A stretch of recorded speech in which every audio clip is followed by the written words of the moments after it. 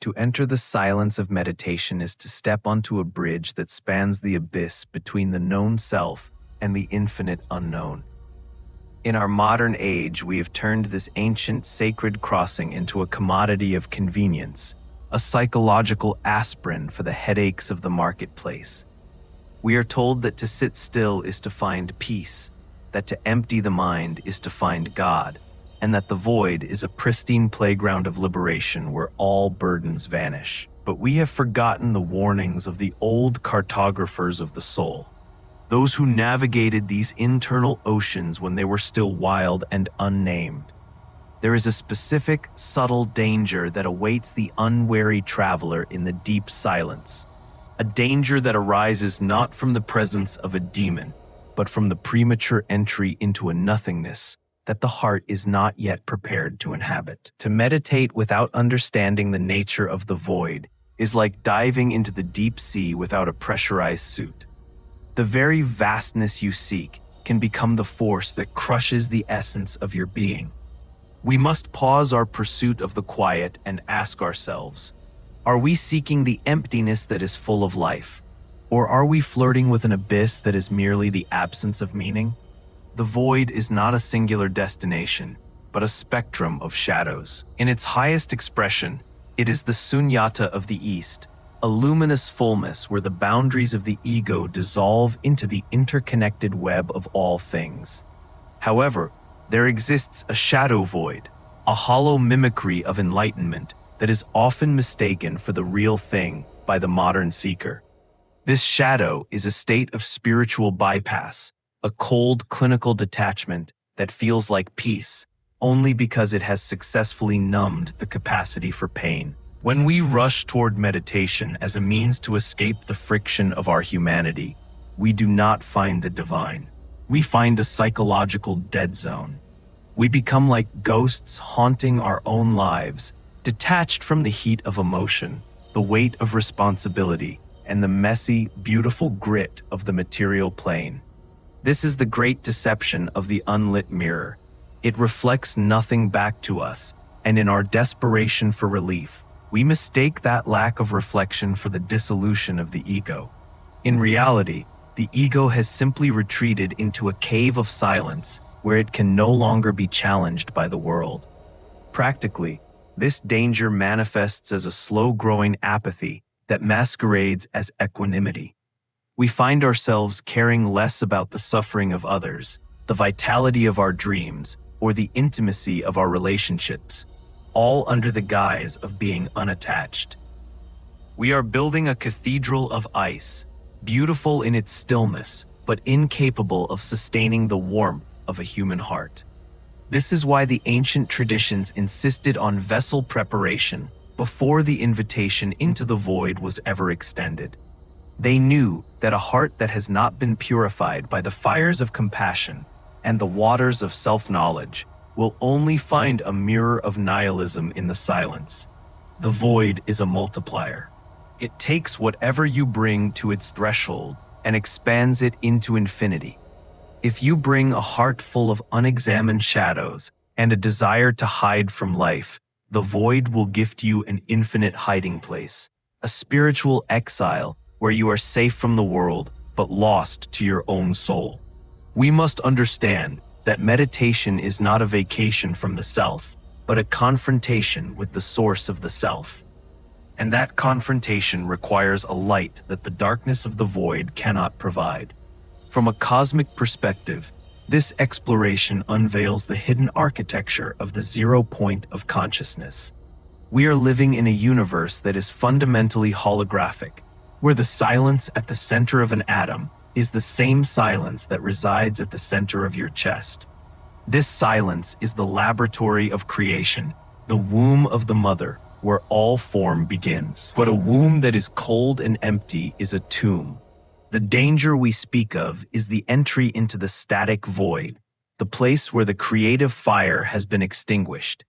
In the matrix, we are constantly bombarded by noise, and so the silence feels like a sanctuary. But if we do not bring the gold of the human spirit, our passion, our empathy, our unique creative spark into that silence, We are merely participating in a slow-motion dissolution. We are fading into the background of the simulation, rather than hacking its code to bring forth new light. The void is a hungry god. It demands to be filled with your presence, and if you offer it only your absence, it will consume your vitality until you are nothing but a hollow shell of Zen indifference. The sense of wonder that accompanies this realization is found in the rediscovery of the luminous self that must stand against the void before it can stand within it. We are not meant to be swallowed by the nothingness. We are meant to be the light that makes the nothingness visible. This is the true meaning of the trimmed lamp in our introductory quote. Your lamp is your character, your integrity, your emotional intelligence, and your groundedness in the physical world. To stop meditating is not to abandon the path, but to return to the workshop of the self and ensure the vessel is strong enough to hold the pressure of the infinite. It is a call to integrate the shadow before we seek the void.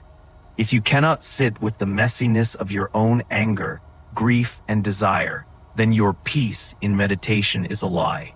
It is a plastic flower that looks perfect but has no scent and no life. The real work is to find the silence that pulsates with the heat of the world, not the silence that is the world's funeral. We stand at a crossroads where the popularity of mindfulness has outpaced the wisdom of its roots. We are mass-producing quiet minds without the accompanying open hearts, creating a generation of seekers who are calm but disconnected. This introduction serves as a boundary stone, a warning that the map of the interior is more complex than the brochures suggest. To move forward is to recognize that the void is a mirror, and if you don't like what you see in the world, the void will only show you an infinite version of that same dissatisfaction. We must learn to distinguish between the void of the grave and the void of the womb. One is a destination of ending, the other is a gateway of beginning. Before you close your eyes again, ask, am I looking for the light at the center of the dark, or am I just looking for the dark? To navigate the perilous geography of the interior, one must first master the distinction between the nihilistic void and the plenitude of emptiness. In the mechanical world, we are taught that zero is the absence of value, a hollow placeholder in a mathematical equation. We carry this flawed logic into our meditation cushions, believing that if we can successfully subtract our thoughts, our history, and our desires, we will arrive at a state of pure, divine liberation. This is the pillar of the subtraction fallacy. True spiritual emptiness is not the absence of things, but the presence of the capacity for all things. It is like the space within a cup. Its value lies not in being nothing, but in its readiness to hold the everything. When we meditate with the intent to delete our humanity, we create a vacuum that pulls in the cold air of apathy.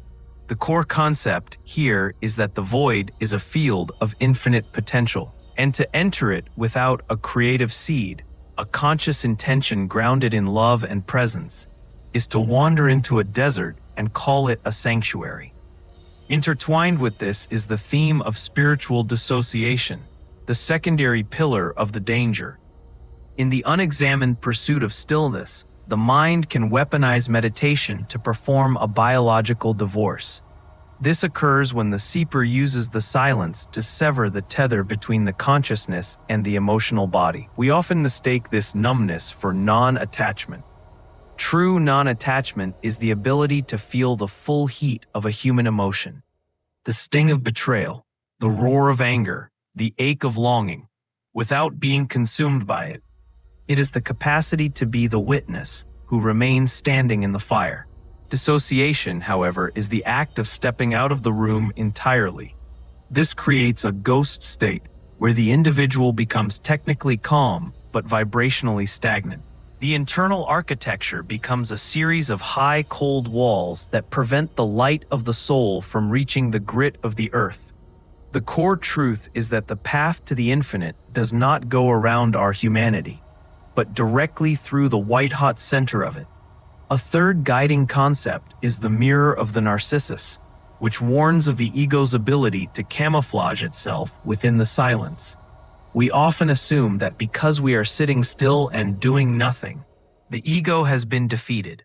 In reality, the ego is a master of adaptation. When it can no longer find food in the noise of the world, it begins to feed on the silence itself.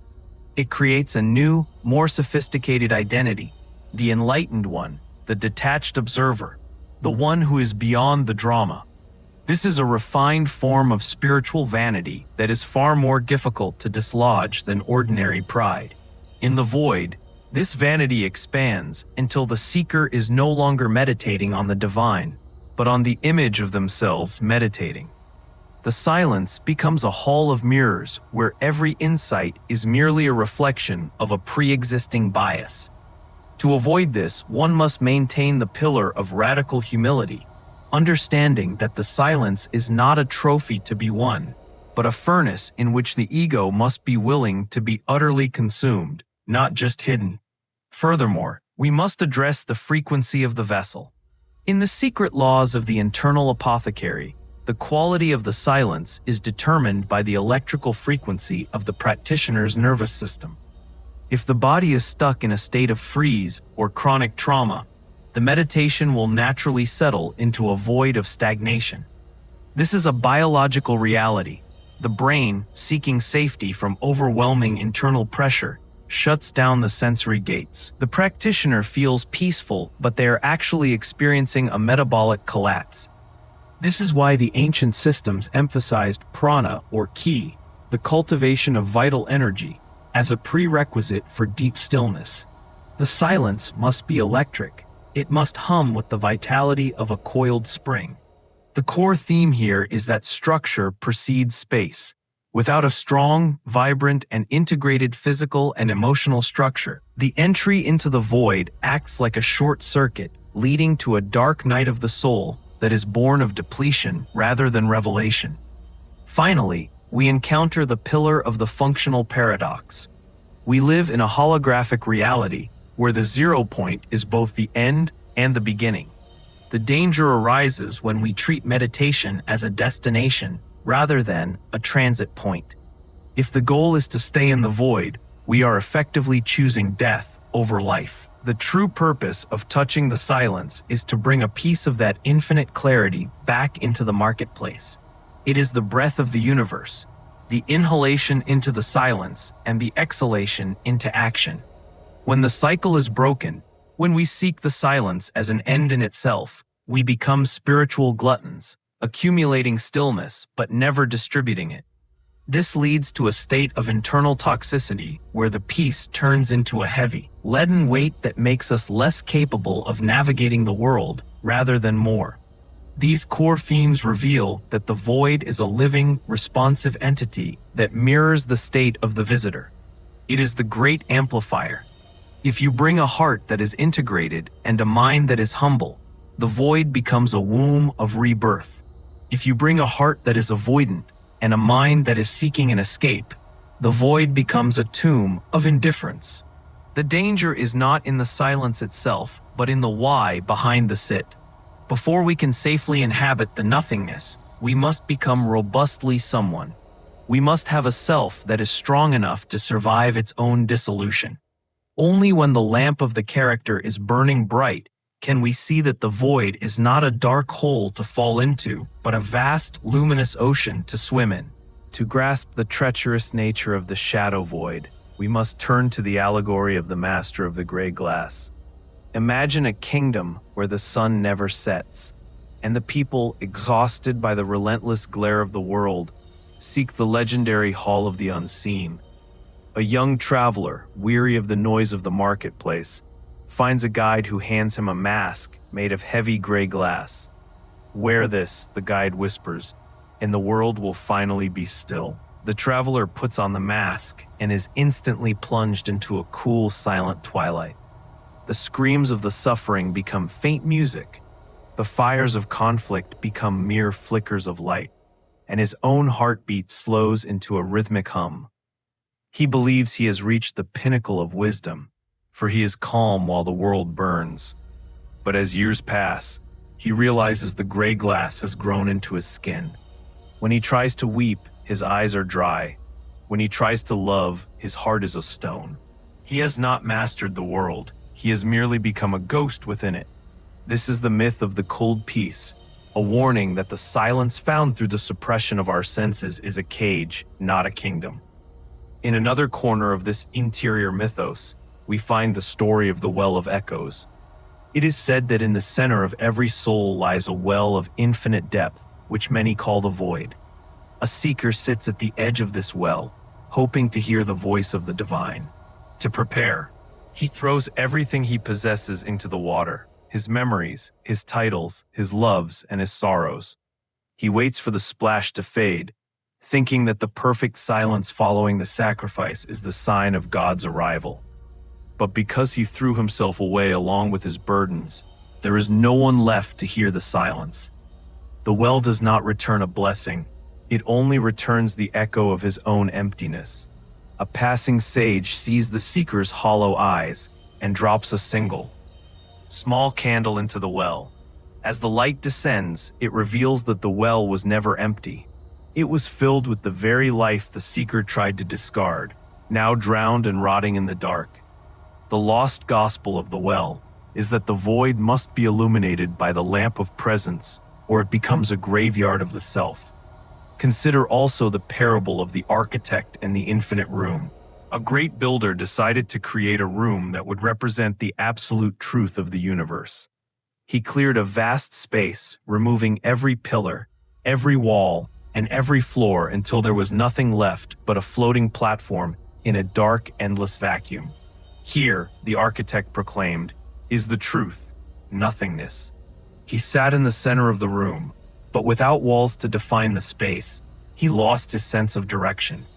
Without a floor to push against, he lost the ability to move. Without light to see his hands, he lost the sense of his own body. He did not become the universe. He became a point of consciousness trapped in a sensory deprivation tank of his own making.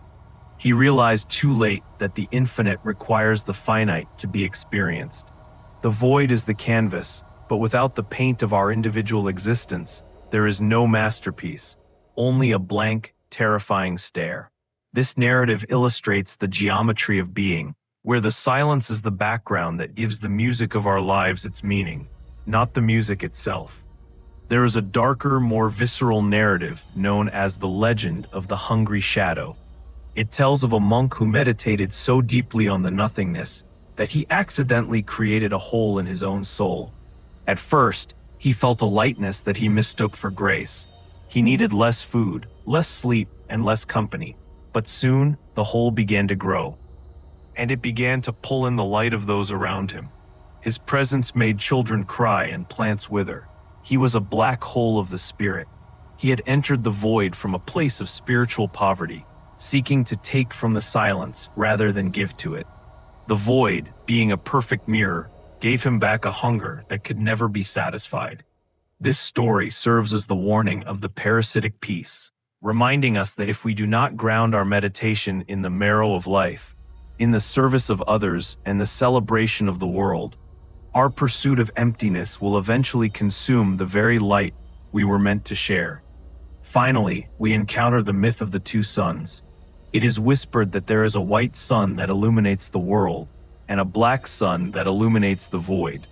The white sun shows us our form, our duty, and our connection to the earth. The black sun shows us our essence, our origin, and our connection to the infinite. The danger of meditation is the eclipse, where the black sun completely covers the white sun. In the total darkness of the eclipse, the seeker loses the earth key. They can see the stars, but they can no longer find their way home. The true master is the one who lives in the twilight, where both suns are visible at once. They use the silence of the black sun to inform the actions they take under the white sun. They understand that the one danger is to believe that the black sun is the only truth, for a life lived only in the void is a life that has forgotten its own name. These narratives are the lighthouse signals for the internal traveler. They reveal that the void is not a neutral space, but a highly reactive one. The master of the gray glass, The well of echoes, the architect, and the hungry shadow are all versions of the self that have lost the balance between the fullness of being and the freedom of non-being. They teach us that the silence is a sacred fire. It can warm the house of the soul, or it can burn it to the ground. As we move into the practical integration of these truths, we must carry these stories as shields, ensuring that every time we close our eyes, we are not looking for an exit, but for a deeper way to stay. To move from the symbolic abyss to the practicalities of daily life is to master the art of sovereign grounding. The first and most vital real-world implication of understanding the danger of the void is the prioritization of the nervous system over the stillness of the mind. In the old paradigm, we forced our bodies into submission to achieve a quiet brain. In the holographic reality of the integrated self, we understand that a quiet mind in a stressed body is merely functional dissociation. Practical integration involves a shift towards somatic awareness. Before you sit to find the void, you must first ensure that your physical vessel is online. This means addressing chronic tension, regulated breathing, and physical safety. If you enter meditation while your body is in a state of survival, you are not finding peace. You are perfecting a shutdown response. The real-world takeaway is that the quality of the body determines the safety of the silence. You must learn to read your internal biology as a barometer. If the silence feels cold, heavy, or isolating, your vessel is not ready, and you must return to the heat of movement, breath, and physical engagement. A second practical integration is the requirement of the ethical anchor. In the deep void, the distinctions between good and evil, or self and other, begin to blur. This is a metaphysical truth that is dangerous for a human ego to inhabit without a moral compass. In the real world, this means that your meditation practice must be secondary to your character development. If you are not actively practicing kindness, honesty, and service in your waking life, the void will become a playground for your own narcissism. The one danger is that the silence can become a justification for a lack of empathy. The belief that, since all is one and all is illusion, nothing matters. To prevent this, the practitioner must integrate the vow of return, the conscious intention that any peace found in the silence must be immediately reinvested into the improvement of the lives of those around them. Your meditation is only as successful as your capacity to be a better neighbor, partner, and citizen. Furthermore, we must integrate the practice of active narrative contradiction. Many seekers use the void to escape the story of me, the narrative of their failures and traumas.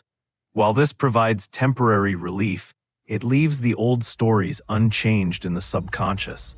Practical integration involves using the clarity found in the silence to rewrite the script, not just ignore it. When you emerge from the void, you should return with a new pen.